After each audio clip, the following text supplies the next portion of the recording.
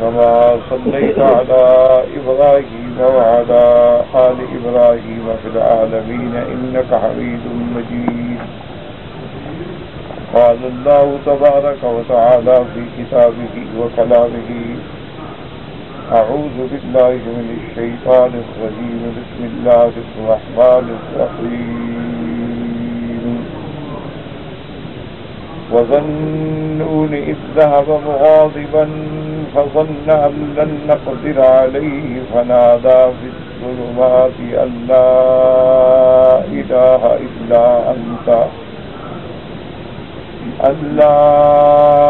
إله إلا أنت سبحانك إني كنت من الظالمين. فاستجبنا له ونجيناه من الغم وكذلك ننجي المؤمنين.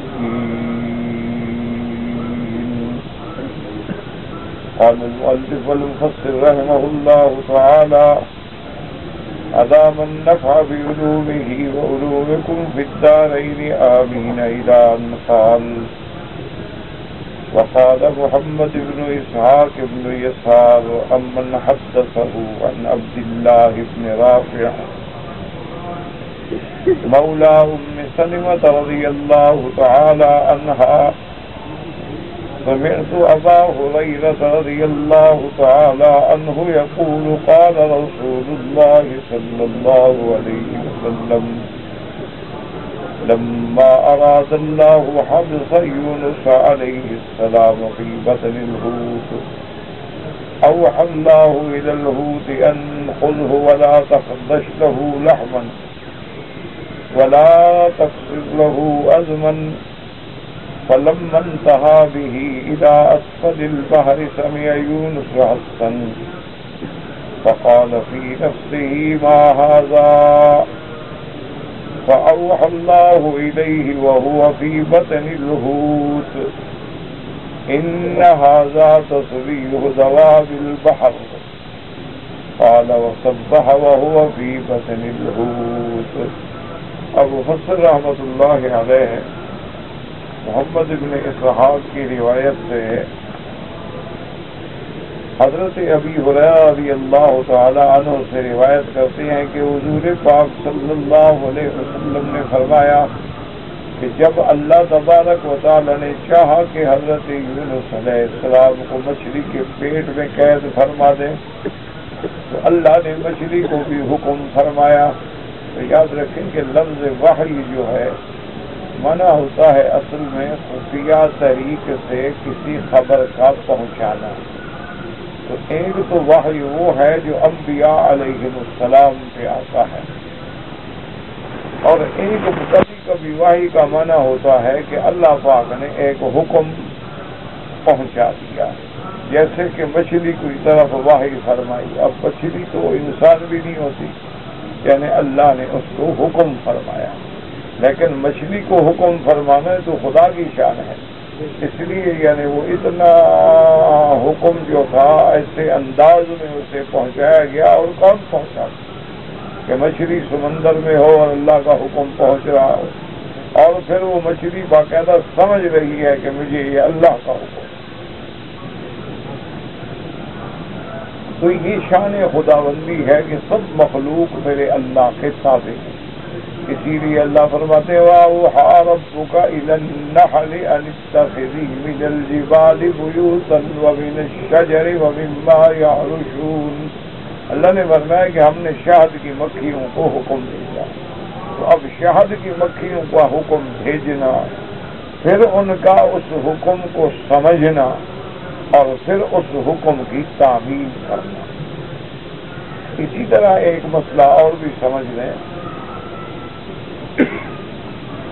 کہ اللہ تبارک و تعالیٰ کے جتنے احکام ہوتے ہیں یاد رکھیں اس دو قسموں سے. ایک تو احکام ہوتے ہیں تشریعی یعنی شریعت کے احکام کہ اللہ نے حکم دیا انبیاء علیہ السلام کو، اور انبیاء علیہ السلام نے اپنی امتوں کو پہنچایا کہ اللہ کا یہ حکم ہے، یہ حلال ہے، یہ حرام ہے. یہ کرنا ہے، یہ نہیں کرنا ہے، یہ مامورات ہیں، یہ منہیات ہیں، تو یہ احکام تشریعیہ ہوتے ہیں۔ اس میں پھر اللہ جبر نہیں فرماتے، حکم دے دیتے ہیں کہ بھئی نماز پڑھو، اور آپ پڑھیں گے آپ کو اجر ملے گا، نہیں پڑھیں گے تو عذاب ہوگا۔ یعنی آپ کو وہ حکم جبرن قہرن منوا دیا جائے کہ ہر بندے کو جبر سے نماز پڑھائے، یہ حکم اللہ نے ایک حکم بھیج دیا کہ نماز قائم ہے۔ انبیاء علیہ السلام کو بھیج کے نمونہ بھی بتلا دیا کہ نماز کس طرح پڑھیں، نماز کو قائم کیسے کرنا ہے، نماز کے فرائض کیا ہیں، واجبات کیا ہیں، سنن کیا ہیں، سب انبیاء علیہ السلام حضور پاک نے بتلا دیا۔ اللہ نے حکم دیا زکوٰۃ دو۔ اب جن بندوں کو اللہ نے اپنی فرما برداری نصیب کی ہے وہ زکوٰۃ دیتے، اور جو نہ فرمانے وہ پرواہ بھی نہیں کرتے کہ کیا زکوٰۃ اور کیا حکم اور کیا چیز ہے، بس اپنے کھانے پینے میں دولت بنانے میں لگے ہوئے۔ تو یہ احکام تشریعیہ ہوتے ہیں، ان پر اللہ جبر نہیں کرتے، آدمی کو راستہ بدلا دیتے ہیں اور پھر اسے نوع من الاختیار بھی دیتے ہیں کہ بھئی یہ جنت کا راستہ ہے، یہ جہنم کا راستہ۔ ہم نے تمہیں عقل دیا ہے، سما دی ہے، بصر دی ہے، فہم دی ہے، اب تمہاری مرضی جو راستہ اختیار کر۔ اسی وجہ سے سزا جزا مرتب ہوتی ہے کہ اللہ نے ہمیں راستہ بتلا دیا ہے کہ نکاح حلال ہے، زنا حرام ہے۔ اللہ نے ہمیں راستہ بتلا دیا ہے کہ بھئی کھانا کھانا ہے تو بکری کا گوشت حلال ہے، خنزیر حرام ہے۔ اب تم کیا اختیار کرتے ہو؟ جو اختیار کرو گے اسی کے مطابق جزا دو۔ اور دوسرے احکام ہوتے ہیں تکوینی، اس حکم کو کوئی ٹال نہیں سکتا۔ اللہ نے حکم دیا زمین کو بچھ جاؤ، بس اللہ نے حکم دیا ستاروں کو بلندی پہ نور پہنچاؤ، پہنچا رہے، حکم دیں گے ستارے گر جاؤ، بس گر جائیں۔ یہ تکوینیات ہیں، اس حکم میں کسی کو اختیار نہیں ہوتا کہ کرے یا نہ کرے، اس حکم کو تو ہر حال میں ماننا ہے کہ جو اللہ نے حکم جاری فرما دیا ہے وہ اس کی تعمیل ہر حال میں ہو۔ اللہ پہاڑوں کو حکم دیں گے، ریزہ ریزہ ہو گیا۔ اللہ تبارک و تعالی زمینوں کو حکم دیں گے جو تمہارے اندر ہے باہر نکالو، زمینیں باہر نکال دیں۔ یہ تکوینیات۔ اسی طرح اللہ نے شہد کی مکھیوں کو حکم دیا، اسی طرح اللہ نے آگ کو حکم دیا کہ یا نار کونی بردن و سلاما علی ابراہیم۔ اب آگ کہے کہ ہاں جی میں سوچتی ہوں ہو جاؤں یا نہ ہو جاؤں، وہاں یہ مسئلہ نہیں، وہاں تو تعمیل حکم ہر حال میں ہو۔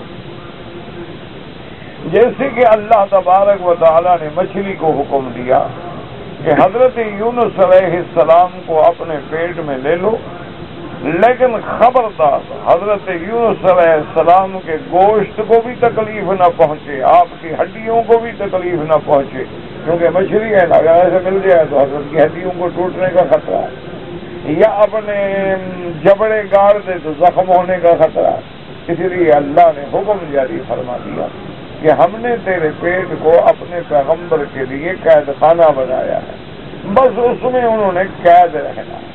تو یہ کمال خدا بندی ہے کہ ان جیتا جاگتا انسان مچھلی کے پیٹ کے اندر ہو، سانس بھی لے رہا ہے اور قوت سماعت بھی بحال ہے اور سن بھی رہے ہیں، تسبیح بھی کر رہے ہیں، اللہ کے آگے سجدہ ریز بھی ہو رہے ہیں۔ اس لیے فرماتے ہیں کہ جب حضرت یونس علیہ السلام مچھلی کے بطن میں آ گئے اور مچھلی آپ کو لے کر کار دریا میں یعنی سمندر کی گہرائیوں میں لے گئی، تو وہاں آپ نے آواز سنی اور پوچھا کہ ما ھذا، پتہ نہیں آواز کیا ہے۔ تو اللہ تبارک و تعالی نے مچھلی کے پیٹ میں خبر دی یونس علیہ السلام کو کہ میرے نبی یہ جو بحری مخلوق ہے وہ میری تسبیح کہہ رہی ہے۔ تو مخلوقات اللہ کی کتنا ہے، وہ بحری ہو، وہ بری ہو، وہ فضائی ہو، وہ علی الارض ہو، ما بین السماء ہو، فوق السماء ہو، تحت الارض ہو، فی امواج البحار ہو، سب تسبیح کہہ رہے ہیں۔ وَإِن مِّن شَيْءٍ إِلَّا يُسَبِّحُ بِحَمْدِهِ وَلَٰكِن لَّا تَفْقَهُونَ تَسْبِيحَهُمْ۔ ایک انسان ہے جو ہر چیز اللہ کی تسبیح میں مشغول ہے، لیکن انسان ہے بدقسمتی سے وہ اپنے معاملات میں مشغول ہے اور اللہ کی یاد کو بھلائے۔ حضرت یونس علیہ السلام کو اللہ نے وحی فرمائی کہ یہ دواب البحر ہے، قال وصبا وهو في بطن الحوت۔ تو اب حضرت یونس علیہ السلام نے بھی تسبیح کہی، اسی حال میں اللہ کی پاکیزگی بیان کی۔ فسمعت الملائکۃ تسبیحه وقالوا یا ربنا انا نسمع صوتا ضعیفا بارض غریبۃ۔ اب ملائکہ کو بھی وہ آواز سنائی دی گئی۔ اب ملائکہ سے مراد یہ ضروری نہیں ہوتا کہ آسمانوں کے ملائکہ، ملائکہ سے مراد وہ بھی ہو سکتے ہیں جو یونس علیہ السلام کے ساتھ ہیں، کبھی بھی جدا نہیں ہو سکتے۔ انہوں نے جب سنا انہوں نے کہا کہ یا اللہ ہم نے آواز تو سنی ہے لیکن بڑی کمزور آواز ہے، ایسی جگہ سے آ رہی ہے کہ وہاں سے سمجھ نہیں آ سکتی۔ قال ذلك عبدي يونس أخاني فحبسته في بطن الحوت في البحر۔ اللہ نے فرمایا میرا بندہ حضرت یونس علیہ السلام ہے، انہوں نے میرے حکم کی خلاف ورزی فرمائی ہے، میں نے ان کو مچھلی کے پیٹ میں قید کر دیا ہے اور مچھلی دریاؤں میں۔ قالوا العبد الصالح الذي كان يصعد إليك منه في كل يوم وليلة عمل صالح۔ ملائکہ نے عرض کیا کہ مولا حضرت یونس تو تیرا بڑا صالح بندہ، نیک بندہ جس کے روزانہ اعمال صالح آسمانوں پہ آتے تھے۔ اللہ نے فرمایا نعم قال فشفعوا له عند ذلك فأمر الحوت فقذفه في الساحل۔ اب ملائکہ نے درخواست کی کہ میرا مولا اپنے عبد حضرت یونس سے رحم فرما۔ اللہ تبارک و تعالیٰ نے ان کی اس درخواست کو قبول فرما دیا اور مچھلی کو حکم دیا کہ دریا کے کنارے پہ حضرت کو ڈالے۔ کما قال اللہ تعالی وهو سقیم، رواہ ابن جریر ورواه البزار في مسنده من طریق محمد بن اسحاق عن عبد الله بن رافع عن ابي هريرة رضی اللہ تعالی عنہ وذکر بنحوه ثم قال لا نعلمه يروي عن النبي صلى الله عليه وسلم الا من هذا الوجه بهذا الاسناد۔ روى ابن ابي حاتم حدثنا ابو عبد الله احمد بن عبد الرحمن بن اخي بن وهب قال حدثنا عمي قال حدثني ابو صخر ان يزيد الرقاشي قال سمعت انس بن مالك ولا اعلم إلا أن أنسا يرفع الحديث إلى رسول الله صلى الله عليه وسلم أن يونس النبي عليه السلام حين بدا له أن يدعو بهذه الكلمات وهو في بطن الحوت قال اللهم لا إله إلا أنت سبحانك إني كنت من الظالمين۔ فأقبلت هذه الدعوة تحت العرش وقالت الملائكة يا رب صوت ضعيف معروف من بلاد غریبة۔ اب حضرت انس رضی اللہ تعالی عنہ سے روایت ہے کہ حضور پاک نے ارشاد فرمایا کہ ان یونس النبی علیہ السلام حین بدا لہ، جب اللہ تبارک و تعالی نے آپ کو توفیق بخشی اور آپ پر ظاہر ہوا یہ کلمات مبارک اور آپ مچھلی کے پیٹ میں تھے تو وہی آپ نے اس کلمات سے تسبیح کی، لا اللہم لا الہ الا انت سبحانک انی کنت من الظالمین۔ آپ کی یہ دعا جو ہے عرش کے نیچے پہنچی۔ فقالت الملائکۃ یا ربی صوت ضعیف معروف۔ ملائکہ نے عرض کیا کہ میرا اللہ آواز تو جانی پہچانی ہے لیکن بڑی کمزور آواز ہے اور ایسی جگہ سے آ رہی ہے کہ جہاں سے کوئی سوچ بھی نہیں سکتا ہے، من بلاد غریبت، دریاؤں کے نیچے سے۔ فقال اما تعرفون ذاک، اللہ نے فرمایا ملائکہ سے کیا تم نہیں جانتے ہو یا ان کی کس کی آواز ہے؟ قالوا لا یا ربی ومن هو، ملائکہ نے کہا مولا ہمیں پتہ نہیں کہ یہ کس کی آواز ہے، کون تسبیح کہہ رہی ہے؟ قال عبدی یونس، قالوا عبد یونس الذی لم یزل یرفع له عمل متقبل ودعوة مجابة، قالوا یا رب اولا ترحم ما كان يصنع في الرخاء وتنجيه من البلاء، قال بلى فأمره تفطره في العراء۔ اللہ پاک نے فرمایا یہ میرا بندہ یونس ہے مچھلی کے پیٹ میں۔ ملائکہ نے عرض کیا کہ مولا تیرا وہ پیغمبر یونس جو ہمیشہ اپنے اعمال متقبلہ اعمال صالحہ میں مشغول رہتے اور جن کی دعائیں قبول ہوتی تھیں۔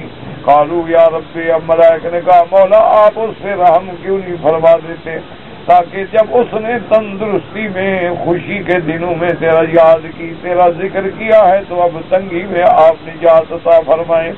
اللہ تبارک و تعالیٰ نے ملائکہ کی درخواست کو بھی قبول فرما دیا اور مچھلی کو حکم دیا کہ وہ دریا کے کنارے جنگل میں حضرت یونس علیہ السلام کو رکھے۔ نہیں رکھا ہے، کیوں تنگ کرتے ہو؟ خدا کا خوف کرو۔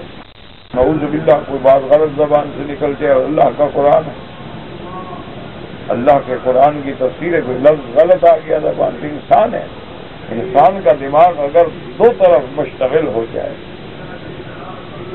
حضرت شیخ عبدالحی لکھنوی ایک بہت بڑے عالم گزرے ہیں، اللہ ان کی قبر سے کروڑ رحمتیں فرمائے، بہت چھوٹی عمر میں وفات ہو گئی، لیکن اللہ نے انہیں اتنا بڑا علم دیا تھا کہ وہ بہت بڑی عظیم کتابوں کے مؤلف مصنف محدث، بہت بڑا ان کا مقام ہے اور فقہ میں بہت بڑا ان کا مرتبہ۔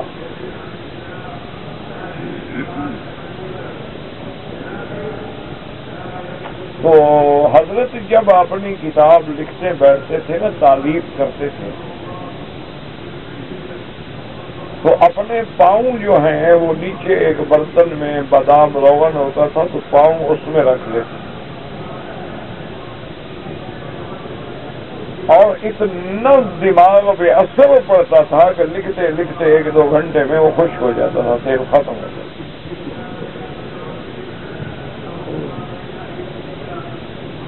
اور اتنا اہتمام ہوتا تھا حضرت کے گھر والوں کی طرف سے، خدام کی طرف سے، کہ گھر کے 2 دروازے تھے، ایک ادھر سے ایک ادھر سے، تو دونوں دروازوں پہ جوتا وغیرہ تیار رکھا جاتا تھا کہ جب وہ ادھر سے آئیں تو جوتے کے لیے فکر نہ کریں او جوتا تو میرا ادھر ہے، تاکہ ان کے افکار جو ہیں وہ کسی دوسری طرف مشغول نہ ہوں، جس کام میں لگے ہوئے ہیں اسی میں لگے۔ تو یہ آداب ہوتے ہیں۔ دیکھا نہیں کہ امام مالک جیسا آدمی، امام دار الحجرہ رحمت اللہ علیہ، اللہ ان کی قبر پہ کروڑوں رحمتیں نازل فرمائے، یعنی آپ پڑھا رہے ہیں اور چہرے کا رنگ بگڑ رہا ہے، طالب دیکھ رہے ہیں لیکن ضرورت نہیں ہے کہ بولے۔ جب درس ختم ہو گیا حدیث کا تو فرمایا ذرا پر دیکھو یار کوئی چیز ہے، نے دیکھا کہ زہریلا بچھو جو ہے 7 جگہ پہ ٹک مار چکا۔ انہوں نے کہا حضرت آپ پہلے دفعہ اگر اشارہ فرما دیتے تو باقی تو ظاہر سے بچ جاتے نا۔ فرمایا حدیث رسول پڑھا رہا تھا تو دل نے یہ کہا کہ اگر جان نکلتی ہے تو نکل جائے، کہیں بے ادبی نہ ہو حدیث رسول صلی اللہ علیہ وسلم۔ ایسے تو نہیں امام بن گئے نا، ہم تو صرف اعتراض کرنے کے لیے پیدا ہوئے ہیں نا۔ اور یہ بات یاد رکھ لیں، علماء اولیاء اللہ اور بزرگوں کا فرمان ہے کہ جس بندے پہ اللہ ناراض ہو جاتا ہے نا، اس کی زبان پہ اس کے اولیاء کی مذمت، تنقید اور دشمنی آ جاتی، بس وہ پھر اللہ والوں کو گالیاں دے گا، یہ غلطی یہ غلطی یہ غلطی یہ غلطی یہ غلطی یہ غلطی، اسی کام میں لگا۔ ایک ہوتا ہے کسی کی غلطی کی اصلاح کرنا، تو اس کا طریقہ ہے، کہ آپ اس سے تعلق مضبوط کریں، آپ محبت کریں، آپ پیار کریں، آپ اس کے پاس بیٹھیں، آپ اس کو محبت سے سمجھائیں کہ میرا بھائی آپ اچھے آدمی ہیں، اچھا کام کریں، لیکن اس میں یہ غلطی۔ تو بہرحال یہ بڑا ہی نازک مقام ہوتا ہے، یہ تو سچی بات ہے، یعنی میں کوئی نہ ریا ہے، نہ سمعت ہے، نہ شہرت، اللہ بچائے ریا سے اور بلا سے۔ یقین فرمائیں کہ جو کچھ بھی اللہ نے دین کی تھوڑی بہت کروڑواں حصہ کو خدمت لی ہے اس کا کرم ہے، ورنہ حالات نہیں ہے اس حالات کے مطابق ہم خدمت کرتے ہیں۔ نہ ماحول ہے، نہ حالات ہیں، نہ گھر کا سکون ہے، نہ احباب اور شاگردوں کی طرف سے راحت ہے، نہ تو اصل تو استاد کا علم تب کھلتا ہے جب شاگرد ہو آگے توجہ والا،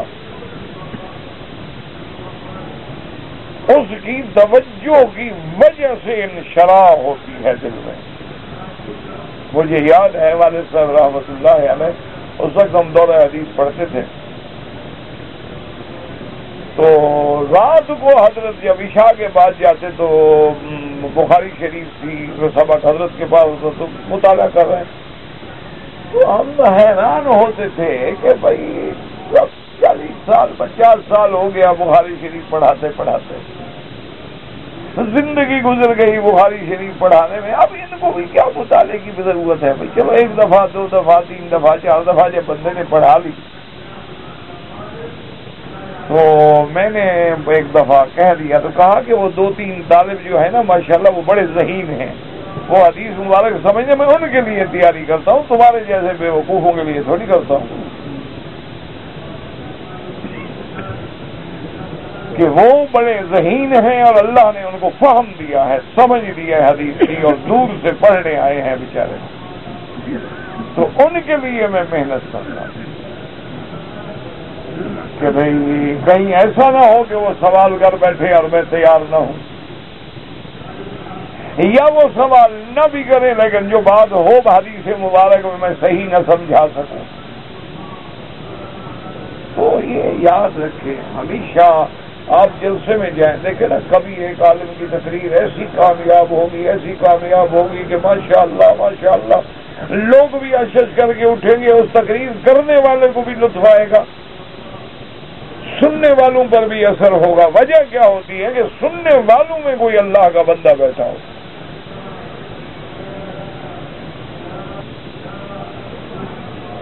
حضرت شیخ غلام اللہ خان رحمۃ اللہ علیہ جو توحید کا ایک مانا ہوا نام تھا،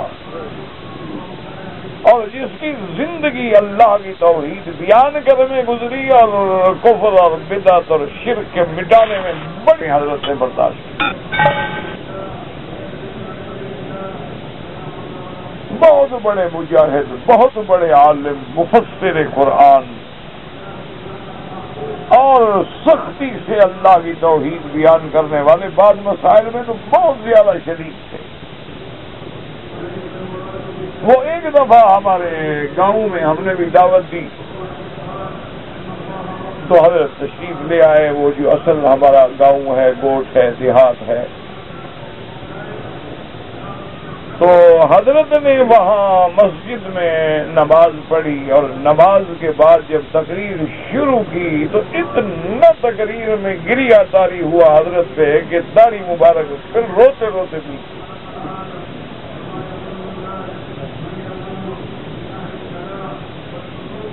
اور ساری تقریر میں حضرت روتے رہے، تقریباً 2 گھنٹے تقریر کی، بس ایک حدیث آیت بیان کرے پھر رونا شروع ہو۔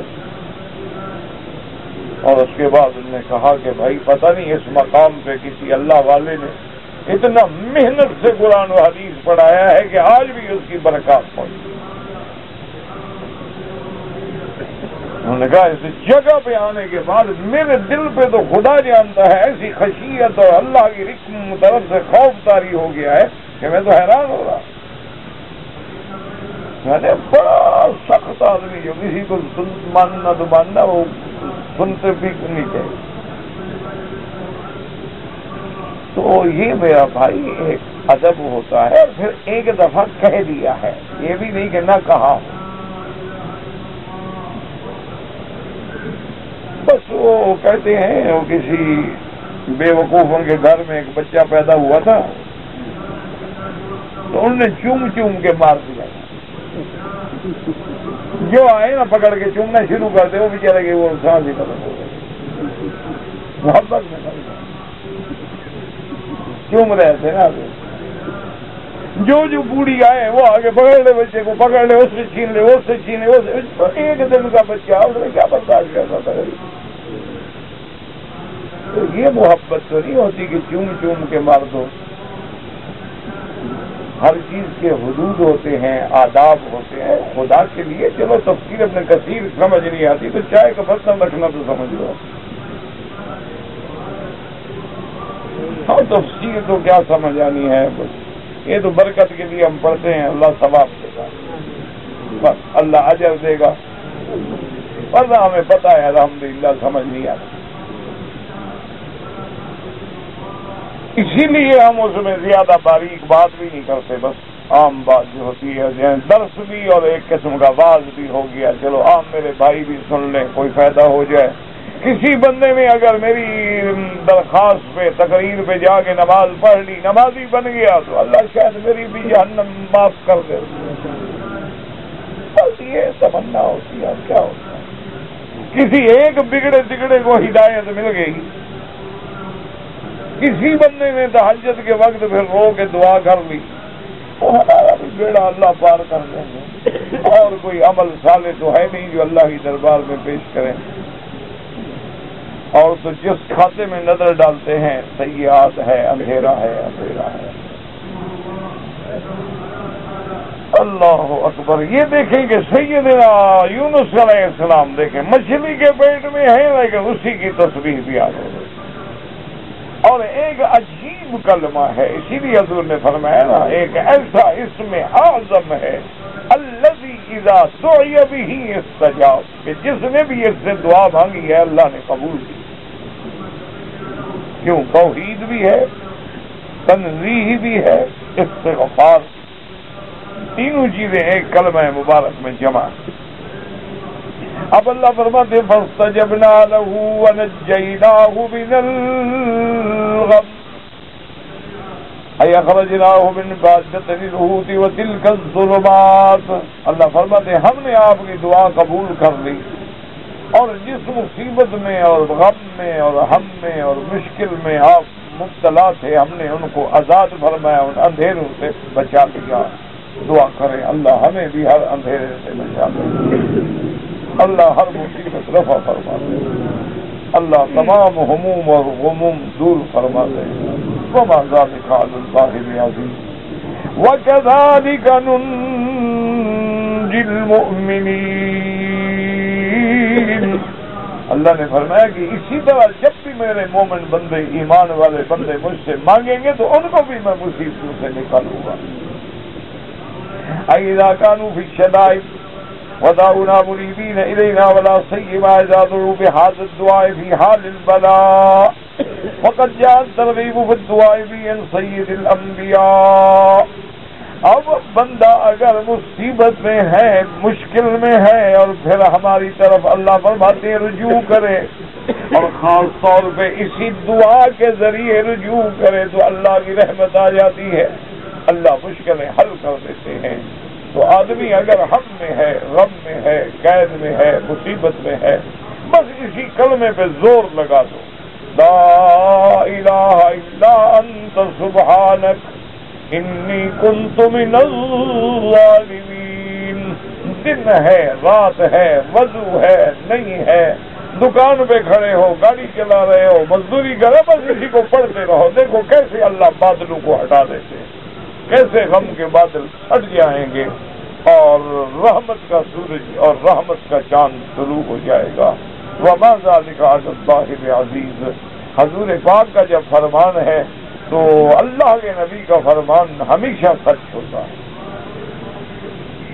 قال الامام احمد حدثنا اسماعیل بن عمیر قال حدثنا یونس بن ابی اسحاق الحمدانی قال حدثنا ابراهيم بن محمد بن سعد قال حدثني والدي محمد النبي سعد بن ابي وقاص رضي الله تعالى عنه قال مررت بعثمان بن عفان رضي الله عنه في المسجد فسلمت عليه فملا إليه مني ثم لم يرد علي السلام فأتيت عمر بن الخطاب رضي الله تعالى عنه وقلت يا أمير المؤمنين هل حدث في الإسلام شيء مرتين؟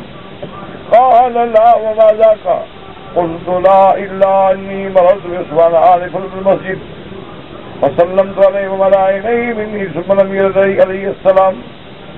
قال فأرسل عمر إلى عثمان فدعاه فقال ما منعك ألا تكون ترى أخيك السلام؟ قال ما فعلت؟ قال سعد قلت بلى حتى حلف فحلفت. قال ثم أنه ذكر فقال بلى واستغفر الله وأتوب إليه إنك مررت بي آنفا وأنوت نفسي بكلمة سمعتها من رسول الله صلى الله عليه وسلم والله ما ذكرتها قط إذا تغشى بصري وقلبي غشاوة. قال سعد أنا أنبئك بها إن رسول الله صلى الله عليه وسلم أول دعوة ثم جاء أعرابي وشغله حتى قام رسول الله صلى الله عليه وسلم اتبعته فلما أشفقت أن يسبقني إلى منزلي ذهبت بقدمي الأرض فالتفت إلي رسول الله فقال من هذا؟ أبو إسحاق. قال قلت نعم. نعم يا رسول الله. قال فما؟ قلت لا والله إلا أنك ذكرت لنا أول دعوة ثم جاء هذا الأعرابي فشغلك. قال نعم دعوة ذي النون إذ هو في بطن الحوت لا إله إلا أنت سبحانك إني كنت من الظالمين فإنه لم يتب يحسن ربه.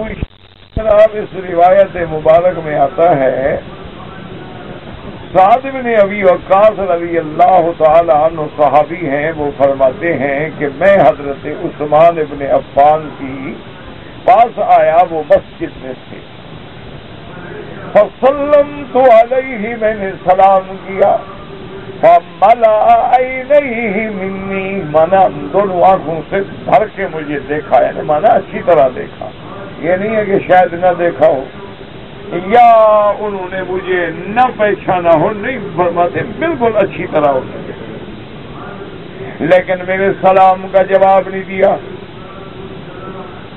فأتيت عمر بن الخطاب رضی اللہ تعالیٰ عنہ فرماتی ہیں کہ میں حضرت عمر کی خدمت میں آیا اور میں نے کہا حضرت عمر کیا بات ہے، اسلام میں کوئی نئی چیز پیدا ہو گئی؟ فرمایا کہ نہیں۔ میں نے کہا نہیں کچھ تو ہوا ہے۔ حضرت عمر نے فرمایا کہ کوئی نئی بات نہیں ہے، کیا بات ہے؟ ان کا حضرت حضرت عثمان کی خدمت میں گیا، میں نے آپ پہ سلام کیا ہے، آپ نے مجھے اچھی طرح دیکھا بھی ہے دونوں آنکھوں سے، لیکن میرے سلام کا جواب نہیں دیا۔ حضرت عمر رضی اللہ تعالیٰ عنہ نے حضرت عثمان کو بلا لیا اور آپ نے پوچھا کہ ما منعک اللہ تکون وردت علی اخیک السلام۔ حضرت نے فرمایا کہ عثمان کیا بات ہے کہ تم نے اپنے بھائی کے سلام کا جواب نہیں دیا ہے، کیا وجہ، کیا ایسا کیا بات ہو؟ انہوں نے فرمایا کہ ما فعلت، نے کہا نہیں میں نے تو ایسا نہیں کیا۔ حضرت سعد نے کہا اللہ کے بندے آپ نے کیا ہے، آپ نے مجھے دیکھا ہے، میں نے سلام کیا، آپ نے جواب نہیں دیا۔ انہوں نے کہا نہیں میں نے نہیں کیا۔ تو حضرت سعد نے کہا بھی یہی ہو سکتا ہے، گواہ تو ہے نہیں، میں قسم کھاتا ہوں۔ حضرت عثمان نے کہا میں بھی قسم کھاتا ہوں، میں نے تو نہیں دیکھا۔ تو جب اتنی بات بڑھ گئی تو اس کے بعد کہتے ہیں حضرت عثمان نے فرمایا کہ بلا استغفر اللہ، اگر ایسی بات ہے تو میں توبہ کرتا ہوں۔ انک مررت بی آنفا وانا احدث نفسی بکلمۃ سمعتها من رسول اللہ۔ انہوں نے کہا کہ جب تم گزرے ہو تو اس وقت میں نے کلمہ ہے جو حضور سے سنا تھا، میں اسی کو سوچ رہا تھا، اور جب میں سوچتا ہوں تو میری آنکھوں پہ بھی پردہ آ جاتا ہے، میرا دل بھی بند ہو جاتا ہے، مجھے کوئی پتہ نہیں لگتا۔ تو یہ ایک کیفیت ہوتی ہے کہ جب آدمی کسی سوچ میں مشغول ہوتا ہے نا جی، اس کو پتہ بھی نہیں چلتا کہ کیا ہو گیا، بڑے سی بڑی باتیں ہو جائیں ان کو سمجھ ہی نہیں آتی۔ اسی لیے وہ ایک تاریخی واقعہ ہے نا، اللہ عالم جھوٹ ہے کہ سچ ہے، کیونکہ تاریخ کا اعتبار تو ہوتا نہیں۔ وہ لکھتے ہیں یہ جو لیلا مجنون کا قصہ بڑا مشہور ہے، یہ طائف کے تھے، لیلا بھی طائف کے قریب، اس کا گھر بستی وغیرہ بھی ہے، اور وہ مجنون جو تھا وہ بھی اسی علاقے کا تھا۔ طائف کے قریب ایک جگہ ہے اور وہاں کے رہنے والی تھی وہ لیلا وغیرہ تھی، تو اس کے عشق میں بیچارہ مبتلا ہو گیا۔ تو ایک دفعہ وہ راستے میں انہی وادیوں میں، پہاڑوں کے درمیان میں، صحراؤں میں بھٹکتا رہتا تھا، اور بس وہ ہر وقت لیلا لیلا لیلا لیلا۔ تو ایک جگہ بیٹھا ہوا تھا اور ریت پر اس کا نام بھی لکھ رہا تھا، اور زور زور سے لیلا لیلا بھی پکارا۔ تو کچھ مسافر گزرے، انہوں نے اذان کہی، اس کے بعد نماز کی تیاری کی، اور یہ اپنا شور مچا رہا ہے۔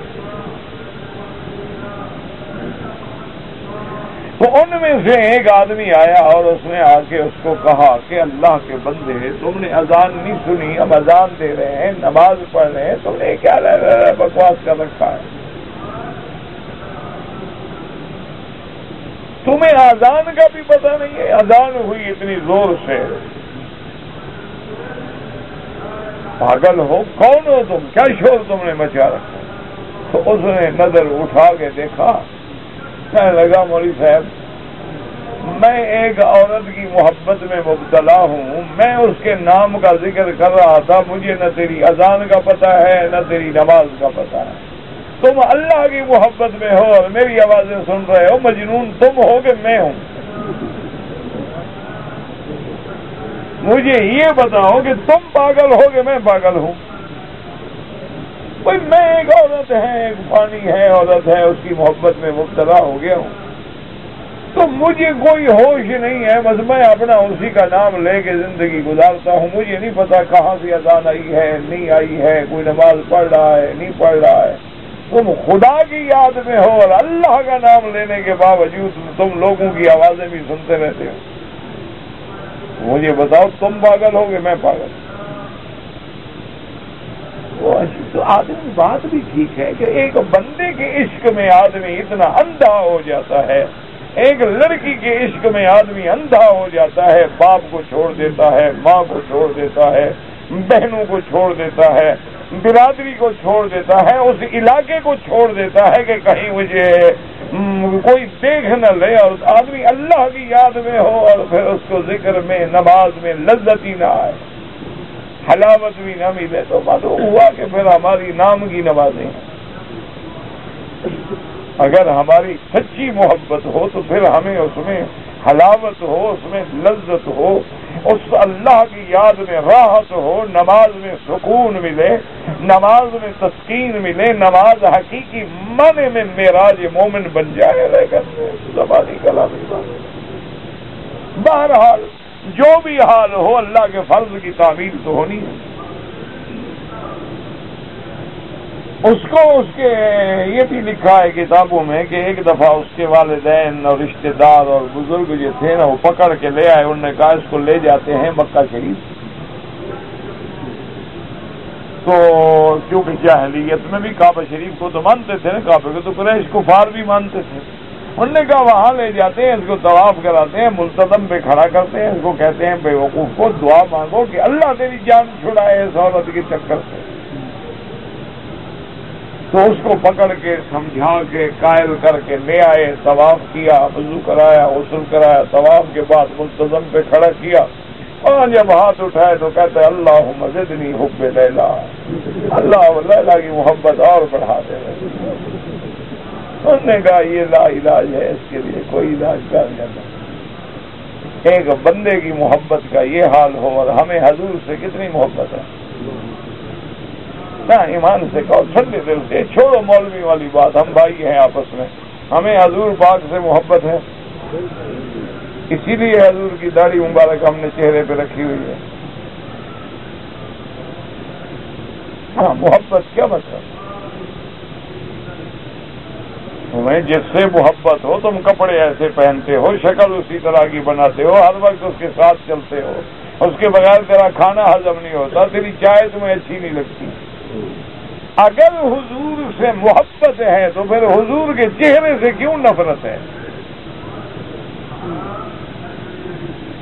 تو پھر جھوٹ نہ بولو، کیوں کہتے ہو محبت؟ اللہ ٹھیک ہے، کلمہ پڑھتے ہیں، اللہ کرے مسلمان ہو جائیں، بس باقی محبت کا دعویٰ تو نہ کریں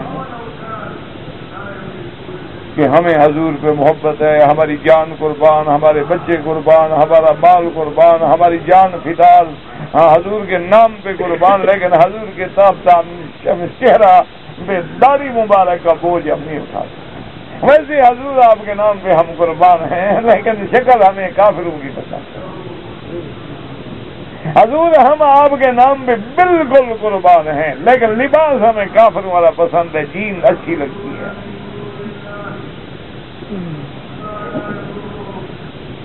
آپ کے نام پہ حضور ہمارے بچے قربان ہیں، لیکن رات ہماری فلم پہ گزرتی ہے۔ کس کو دھوکہ دے رہے؟ یخادعون اللہ وهو خادعهم، اللہ فرماتے ہیں تم اللہ کے ساتھ بھی دھوکہ بازی کرتے ہو۔ اس لیے فرمایا وما يخدعون الا انفسهم وما يشعرون، تم اپنے آپ کو دھوکہ دے رہے ہو، خدا کو کیا دھوکہ دے رہے ہو؟ تو میرا بھائی یہ منافق والی زندگی نہ بناؤ، یا سراسر موم ہو جا یا سراسر سنگ ہو جا، یا نرم ہو جاؤ یا پتھر بن جاؤ، یا کافر بن جاؤ یا مسلمان بن جاؤ۔ یہ آدھا تیتر آدھا بٹیر جو ہے نا، یہ کام نہیں آتا کہ طواف بھی کر لیا اور جناب 4 نمبر کی اینک ڈال کے فلم پر بھی بیٹھے ہیں، مجال ہے کہ پلک جھپک جائے، داڑیاں ہیں اتنی سی لگی، اینک 4 نمبر کی لگی ہوئی، اندھا ہونے کے قریب ہے، لیکن فلم پہ بیٹھا ہے۔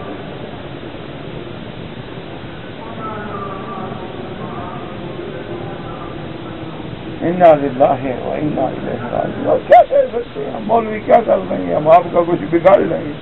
بس اتنا ضرور ہے کہ شاید اسے کہنے میں اللہ ہمیں بخش دے، اور اس کے علاوہ جو ہے وہ تو کچھ نہیں۔ یقین کریں، آپ اللہ کے حرم میں بیٹھے ہیں، اگر ایک اچھی فلم یا اچھا ڈرامہ چل رہا ہو، 4 گھنٹے کا ٹرن اوور ہو، تو آپ کو 4 گھنٹے مجال ہے کہ پلک جھپکے۔ بچہ بولے نا تو تھپڑ مارے، سننے نہیں دیتے ہو، شور مچا رکھا ہے، دفع ہو جاؤ، اپنی اولاد کو کہتا ہے۔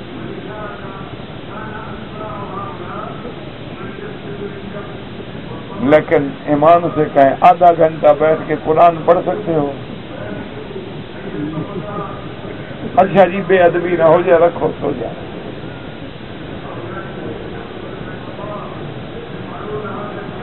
ویسے پوچھو سبحان اللہ جی، قبلی والے پہ فدا ہے، کیوں جھوٹ بولتے ہو؟ سیدھی بات کہو کہ ہمیں کوئی فدا نہیں، کوئی محبت نہیں، بس اتفاق ہے کہ ہم مسلمان کے گھر میں پیدا ہوئے تو مولوی مکی بن گئے، وہ گنگا جمنا کے گھر میں، گنگا داس کے گھر میں پیدا ہوا تو گنگا داس کا بیٹا بن گیا، کوئی سکھوں کے گھر میں پیدا ہوا تو کوئی سنگھ بن گیا، کوئی سکھ بن گیا۔ ہم چونکہ مسلمانوں کے گھر میں پیدا ہوئے تھے اس لیے مسلمان کہلاتے ہیں، اور پٹواری نے بھی مسلم کھاتے میں ہمارا نام لکھا ہوا ہے، بس اس سے زیادہ نہ ہمیں اسلام کا پتہ ہے، نہ دین کا، نہ نماز کا، نہ قرآن کا، نہ کسی سیدھی بات کرو، دھوکہ کس کو دیتے ہیں؟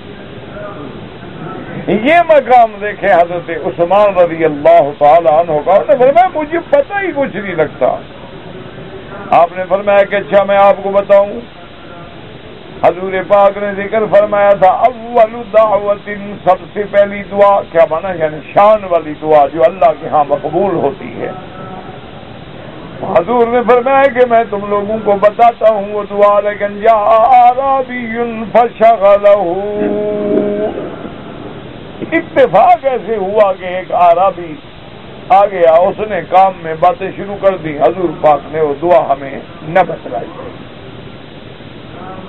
حضور صلی اللہ علیہ وسلم جب اٹھ کے تشریف لے گئے تو فرماتے حضرت سعد بن ابی وقاص رضی اللہ تعالی عنہ کہ میں حضور کے پیچھے پیچھے چل پڑا کہ وہ دعا تو ہمیں بتائی نہیں۔ کہتے اب حضور جب اپنے گھر کے قریب آ گئے، انہوں نے کہا اب تو حضور اندر چلے جائیں گے، پھر بلانا جو ہے خلاف ادب ہے، تو میں نے زمین پہ ذرا پاؤں زور سے مارا تو حضور نے دیکھا، فرمایا ساتھ ہو؟ میں نے کہا یار کیوں آ رہے ہو؟ میں نے کہا حضور آپ نے فرمایا تھا کہ میں دعا بتلاؤں گا، لیکن اس اعرابی کی باتوں میں آپ مشغول ہو گئے۔ آپ نے فرمایا ہاں میں بتاتا ہوں۔ فرمایا وہ دعا یہ دعوت ذنون اذ هو فی بطن الحوت، وہ سب سے بڑی مجاب، جو سب سے زیادہ اللہ کے ہاں قبول ہونے والی دعا ہے، وہ دعا ہے جو حضرت یونس نے مچھلی کے پیٹ میں کی تھی، لا الہ الا انت سبحانک انی کنت من الظالمین۔ اور آپ نے فرمایا فإنه لم يدع بها مسلم ربه في شيء قط الا استجاب له، جب کوئی مسلمان بندہ اس دعا سے اپنے رب کو پکارتا ہے تو اللہ اس کی پکار سن لیتے ہیں، اس کی دعا کو منظور کر لیتے ہیں۔ آپ بھی ہم سب مل کر ایک دعا پڑھ کے دعا مانگ لیں، اللہ ہم سب کی پریشانیاں ظاہری باطنی داخلی خارجی دور کر دے۔ لا الہ الا انت سبحانک انی کنت من الظالمین، اللہم فرج عنا کل کرب نجنی واہلی من الکرب العظیم۔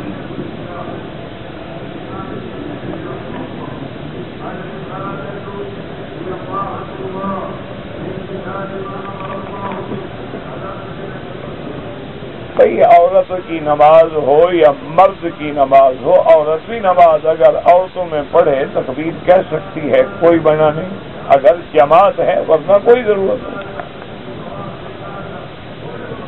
جو آدمی نماز میں قرآن پڑھنا نہیں جانتا تو کوئی نہ کوئی چھوٹی سورت یاد کرے ہر حال میں، اور فاتحہ یاد کرے ہر حال میں۔ جب تک نہیں آتی ہے تو پھر شکل بنا کے بھی کھڑا رہے، اللہ قبول فرمائیں گے، لیکن یہ تو نہیں نا کہ اب بنیا ایک طوطا سیکھ جاتا ہے تو بندہ نہیں سیکھ سکتا۔ عورت اگر گھر میں نماز پڑھے تو افضل ہے۔ حضور صلی اللہ علیہ وسلم نے اپنے زمانہ مبارک میں حکم دیا جب نماز پڑھانے والے بھی امام الانبیاء تھے، آپ نے فرمایا کہ عورت کے لیے گھر میں نماز ادا کرنا زیادہ افضل ہے، لیکن اگر مسجد میں آ کے پڑھے تو جائز ہے۔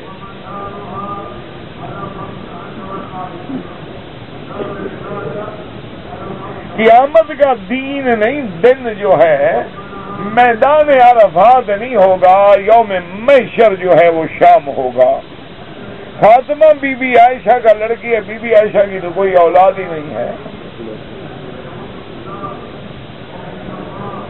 بی بی عائشہ رضی اللہ تعالی عنہا کی کوئی اولاد نہیں۔ حضور کی اولاد جو ہے وہ بی بی سیدہ خدیجہ رضی اللہ تعالی عنہا سے ہے۔ آپ کے بیٹے، آپ کی 4 بیٹیاں سب سیدہ خدیجہ کے بطن سے ہیں۔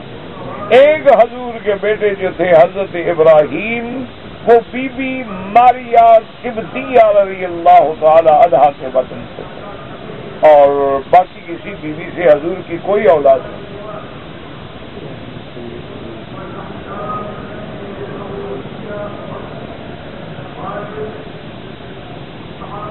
کہتے جی کہ میں نے کسی آدمی سے اپنا حق لینا ہے، اگر اپنا حق وصول کرنے کے لیے مجھے کوئی جھوٹا موٹا بہانہ کرنا پڑے کوئی حرج نہیں، حق وصول کرنے کے لیے جائے۔ حتیٰ کہ فقہا نے لکھا ہے کہ مثلا ایک آدمی ہے تمہاری تنخواہ کھا جاتا ہے، تم اس کے دکان پہ کام کرتے ہو، تو اتنے پیسے جتنا تیرا تنخواہ کا حق بنتا ہے اس کے بغیر بتلائے ہوئے بھی اٹھا سکتے۔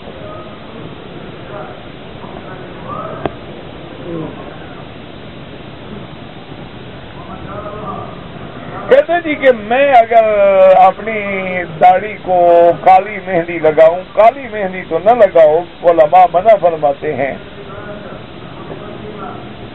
لیکن اس کے علاوہ جو ہے وہ مہندی کا رنگ جو ہے وہ ٹھیک ہے، براؤن مہندی جو ہوتی ہے وہ لگا لیں، کالا نہ لگائیں۔ کالے سے بعض علماء کو جائز بھی سمجھتے ہیں، لیکن افضل یہی ہے، جمہور کی رائے یہی ہے کہ سیاہ نہ لگایا جائے۔ چند صحابہ کرام بھی کالی مہندی لگاتے ہیں، ان کا نام لکھ دو مجھے تاکہ مجھے بھی یاد آ جائے نا کون۔ اتنا تمہیں کالی مہندی لگانے سے کیا ہو جائے گا؟ کوئی جوان ہو جاؤ گا؟ بابا یہ باتیں ہیں، کچھ نہیں ہوتا ہے۔ ایک شوق ہے آدمی کا، آدمی بوڑھا ہونا نہیں چاہتا لیکن ہو تو رہا ہے، اور پھر صرف داڑھی کچھ نہیں ہوتی، اعضاء خود بولتے ہیں کہ جوان کے ہیں یا بوڑھے کے ہیں۔ آج کل آپ نے شاید نہ پڑھا، باڈی لینگویج ایک علم ہے کہ آدمی کے اعضاء جو ہیں یہ بھی بات کر رہے ہیں، یہ بھی بولتے ہیں، تو آدمی کی نسیں بھی بتا دیتی ہیں کہ تم حضرت کتنی عمر کے ہو۔ جب تم زمین پہ قدم رکھتے ہو نا، اس وقت بھی اندازہ ہو جاتا ہے کہ حضرت کتنے جوان ہیں۔ بہرحال اگر اتنا بڑا شوق ہے تو کوئی گراؤنڈ شراؤنڈ لگا لو، بس ٹھیک ہے، تمہارا کام چل جائے گا۔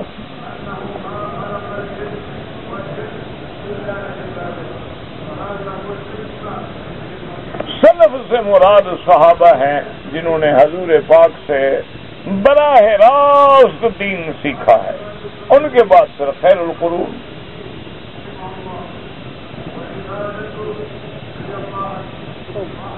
عورت نے جمعہ کا نماز پڑھا ہے تو غلط ہے، شریعت کے خلاف ہے۔ اگر شریعت میں اجازت ہوتی تو سب سے پہلے بی بی فاطمہ پڑھاتی، بی بی عائشہ پڑھاتی۔ جب عورت کو مسجد میں نماز پڑھنے کے بجائے گھر میں پڑھنا افضل ہے تو جائے گا وہ جمعہ پڑھائے۔ ہاں عورتوں میں جماعت کرے ٹھیک، اور عورتوں میں تو جمعہ واجب ہی نہیں ہے، پڑھانے کا کیا مطلب؟ یہ تو دین سے مذاق کیا جا رہا ہے۔ نئے نئے مجتہد پیدا ہو رہے ہیں ماشاءاللہ، جن کو اللہ کی رحمت سے سورۃ فاتحہ کا صحیح ترجمہ بھی نہیں آتا، وہ بھی کہتے ہیں جی اب ضرورت ہے، اسلام میں لچک ہونی چاہیے، اسلام میں وسعت ہونی چاہیے، اسلام میں رعایت ہونی چاہیے۔ یہ کون سی رعایت ہے کہ جو چیزیں اسلام کے خلاف ہیں وہ نافذ کر دو؟ بھائی اللہ نے مسافر پر، عورت پر جمعہ جنازہ واجب ہی نہیں، اس کا خطر، تو پھر اس کو کیا ضرورت پڑی ہے کہ وہ جمعہ؟ ہاں اگر جمعہ کا دن ہے، عورتوں کا اجتماع ہے، وہ خطاب کرے، ان کو درس دے، ان کو دعوت دے، ان کو دین سمجھے۔ یہ تو نہیں کہ جمعہ کا خطبہ پڑھا کے امام بن جائے۔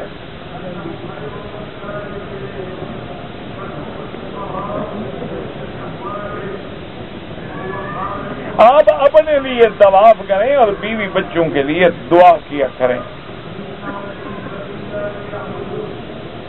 جو آدمی مر گئے ہیں عبرہ کر کے ثواب پہنچائیں، انشاءاللہ ان کو اللہ ثواب دیں گے۔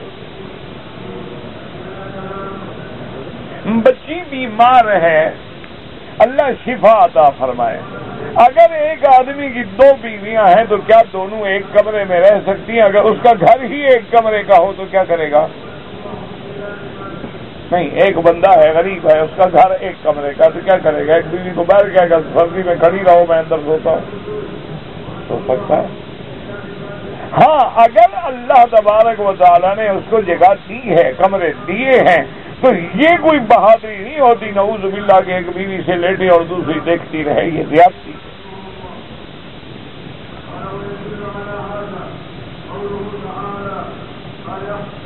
یہ بیچارے فلمیں دیکھتے ہیں نا، کہتے ہیں 2 عورتیں کٹھی، ہم انشاءاللہ کبھی دونوں اتفاق کر کے تیرا جنازہ نکالیں گے۔ یہ میری لکھ لینا ڈائری پہ بات، آج کی تاریخ ڈال کے لکھ لینا انشاءاللہ۔ جب اس کے جذبات مشتعل ہو گئے ہیں نا انشاءاللہ تو پھر اپنی خیر منا۔ کوئی حکمت ہے نا، اللہ نے ہر بات میں پردہ رکھا ہے کہ میاں بیوی ہے پھر بھی پردہ۔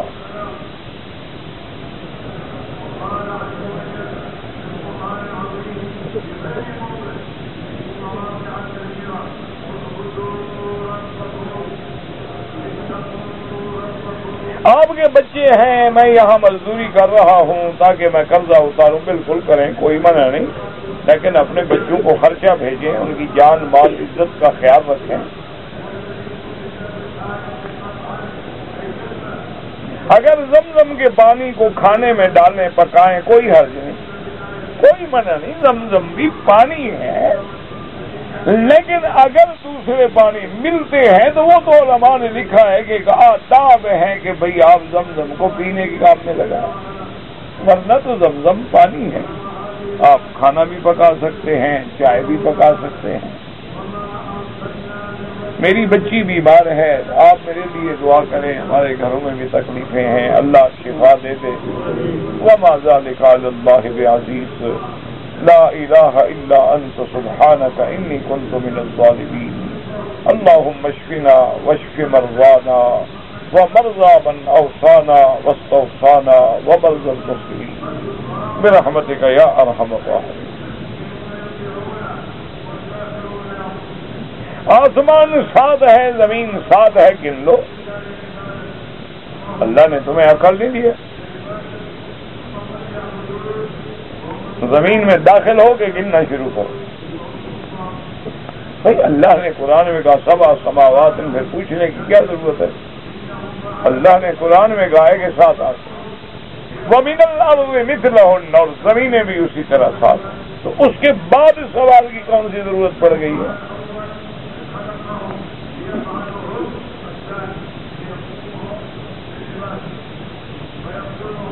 حضرت ایوب علیہ السلام نے، وہ تو قرآن میں ہے کہ آپ نے فرمایا تھا کہ جب اللہ مجھے صحت دیں گے تو میں آپ پہ 100 کوڑا ماروں گا کہ تم نے مجھے شرک کی دعوت دی ہے، تم نے غیر اللہ کے لیے نذر منت ماننے کی مجھے بات کی ہے۔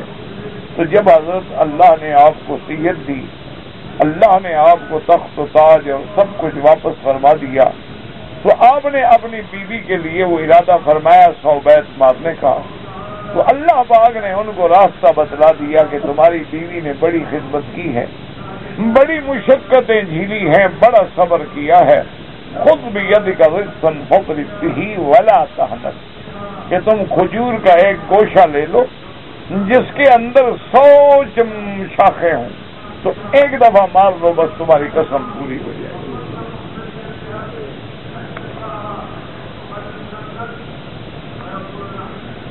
بغیر اللغة العربية لا يكون خطبة الجمعة إلا أن يكون باللغة العربية إن شاء الله۔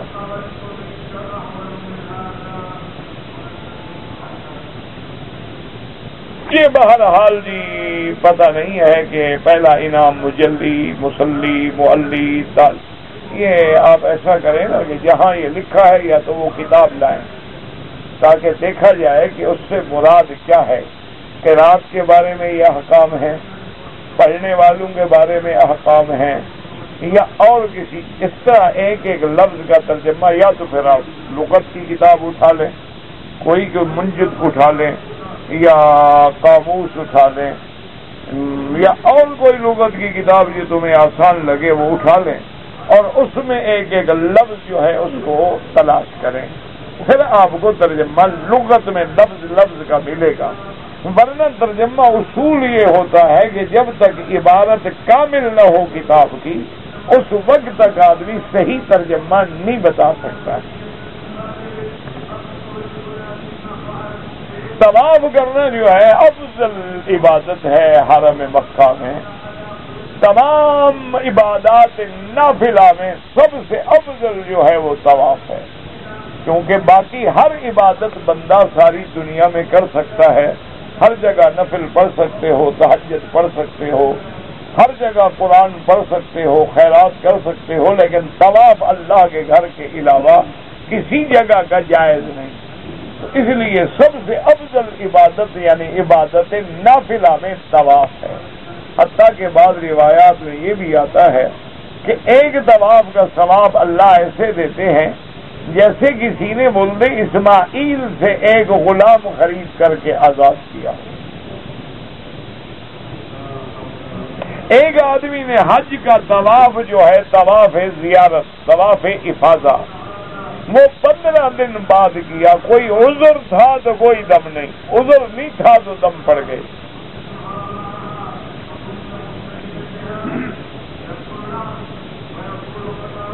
کے جو کام والے ہوتے ہیں کوئی ان کو دیتا ہے تو پھر وہ اس کو اللہ ہدایت دے سب کو، بھائی اللہ مانگنے والا نہ بنائے، دینے والا بنائے۔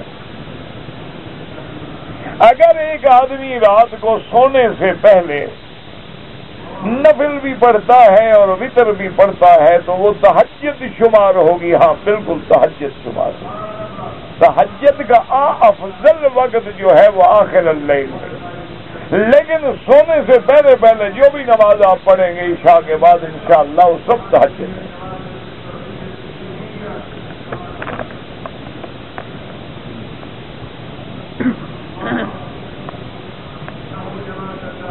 اگر ایک آدمی 2 رجب کو پاکستان سے آیا مکہ کے لیے، لیکن احرام اس نے جدے کی مسجد میں باندھا تو دم پڑ گئی، کیونکہ میقات گزر گیا اور بغیر میقات سے بغیر احرام کے گزرا.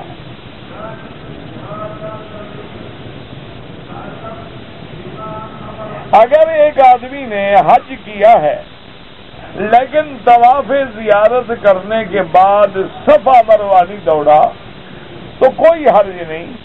آپ ایک ابھی طواف کر کے صفا مروہ دوڑ لیں، کوئی دم بھی نہیں، کوئی جرمانہ بھی نہیں.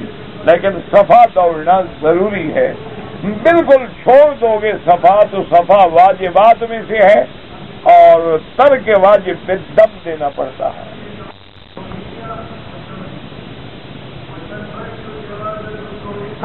آتا ہے کہ چوری ہو گیا تھا اور پھر واپس آیا،